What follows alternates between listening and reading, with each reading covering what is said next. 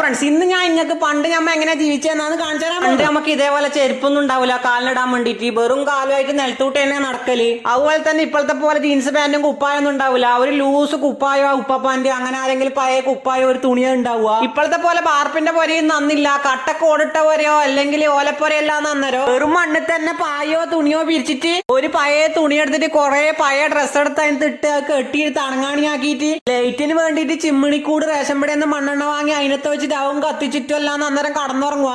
Soap വാങ്ങിക്കൊടുക്കും മണീച്ച് പായെല്ലാം മടക്കി നിലത്തന്നെ വെച്ചിട്ട് bucket എടുത്ത് കിണറ്റിന്ന് വെള്ളം വലിച്ചോണ്ട് മിക്കേരി വിട്ട് പല്ലും തേച്ച് പൊരക്ക് കിണ്ടിയുള്ള ആള് കിണ്ടി കൊണ്ട് ഒല കൊടുക്കും, അല്ലാത്ത ആള് കപ്പില് വെള്ളം എടുത്തിട്ട് ഒല കൊടുക്കും.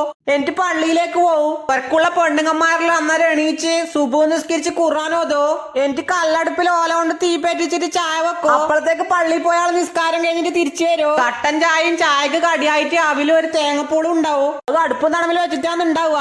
ഇപ്പോഴത്തെ പോലെ ഗ്ലാസ് ഒന്നും ഇല്ല, ചായ എല്ലാം കോപ്പയെ തന്നെയാണ് കുടിക്കുക.